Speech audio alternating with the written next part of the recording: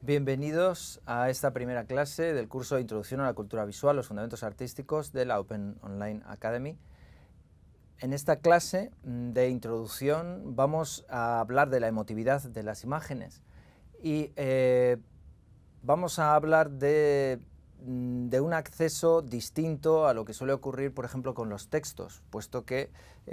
como he comentado en otros vídeos de introducción, los textos hablan en una sola voz, mientras que las imágenes son como un coro que nos va llegando en muchos tonos, algunos de ellos subconscientes. Nos llegan de modo fácil, ahí la paradoja de las imágenes, que aparentemente resulta sencillo de entender, pero sin embargo tienen muchísimos niveles de comprensión. Esos niveles tienen que ver con el mundo del subconsciente y tienen que ver también con lo subliminar, y por eso se usa en el mundo de la publicidad, en el mundo de la propaganda, la imagen como una forma de convencimiento inconsciente. Por esto tenemos que hablar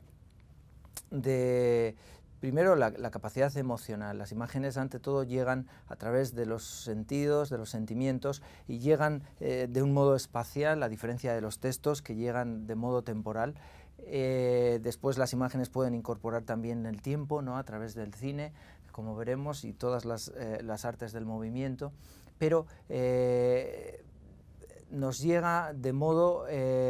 subconsciente y tiene que ver, por tanto con la necesidad de conocer, y la metáfora del mito de la caverna en la educación habla sobre esto, la necesidad de conocer lo que hay detrás, lo que nosotros damos por supuesto, pero implícitamente tienen mensajes que nos pueden descubrir nuevas realidades, como también con el tema de lo sublime, que tiene que ver con lo que no podemos racionalizar. En primer lugar, el tema de la caverna es, como sabemos, un mito creado por Platón en sus famosos diálogos, y habla de unos personajes que estaban en una cueva donde habían nacido, donde habían sido encadenados, y tenían un acceso a la realidad solo a través de sombras. Pero un día fueron liberados y descubrieron que todo ese mundo en el que ellos habían estado siempre viviendo no era más que un mundo fantasmagórico, que la realidad era mucho más compleja, mucho más rica, pero también mucho más difícil, porque ellos controlaban muy bien ese mundo de las sombras, pero no controlaban el otro mundo. Y salir al otro mundo, al mundo de la realidad, siempre exige un enorme esfuerzo. Nosotros tenemos que ser así, tenemos que reconocernos idiotas visuales. El idiota, a diferencia del ignorante, es alguien que se cree que sabe y por eso se equivoca. Nosotros tenemos que reconocernos idiotas para, como Sócrates decía, saber que nada sabemos y poder de nuevo analizar el mundo de las imágenes sin prejuicios, para salir también de un modo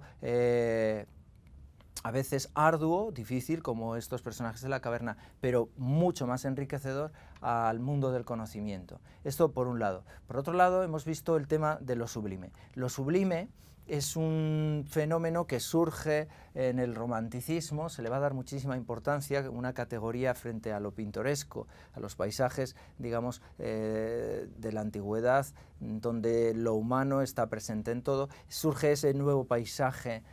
donde el hombre no es más que una pequeña parte dentro de una naturaleza desbordante, una naturaleza que supera totalmente nuestras capacidades también sensoriales. Ese concepto de la belleza y del arte vinculado con lo que no podemos controlar, sublimen significa más debajo de los límites de lo que podemos racionalizar, que surge en el romanticismo, después ha servido para teorizar sobre la cultura visual contemporánea, sobre todo a partir de los escritos de Baudelaire, sobre el que hablaremos, dedicaremos un tema en concreto, que dice que eso está en la vida cotidiana, en el París del siglo XIX, ese París que era la capital cultural del mundo, el origen de la cultura visual moderna, tal como la conocemos con el desarrollo de la moda, de los periódicos y las ilustraciones, y todo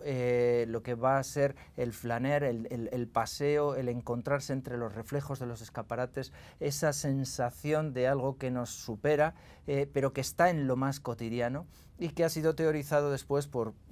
filósofos como Walter Benjamin o Lyotard, el creador un poco de la idea de la posmodernidad, y que llega hasta nuestros días en relación con las últimas tecnologías y la posibilidad de interactividad constante, algo que también produce un vértigo, algo totalmente relacionado con lo sublime, y sobre lo que veremos también en otros temas al ocuparnos pues del vídeo, las instalaciones que entran en los museos y cómo va cambiando incluso el concepto de arte al ir forjándose con todas estas nuevas lecturas del concepto de lo sublime. O sea, tenemos por un lado la emotividad de las imágenes, que es fundamental para cualquier acceso a la cultura visual contemporánea. Partimos primero de las emociones y después viene la racionalización. Pero esa racionalización es necesaria y exige un esfuerzo, el esfuerzo intelectual que vamos a hacer en este curso, el esfuerzo de leer, de formarnos, de dialogar con los grandes maestros que han creado estas imágenes y que siguen influyendo en nuestros días, y después el mundo de lo sublime como algo que precisamente tiene que ver con lo que no podemos controlar, con lo que quizás llevamos dentro de prehistórico. Ese acceso a las imágenes es mucho más visceral que el que tenemos con los textos, y dedicaremos un tema entero a la evolución que se ha producido del texto al hipertexto, que se basa sobre todo en escritura numérica, y que ya lo veremos, tiene que ver también con los mismos orígenes de la noción misma de escritura. Y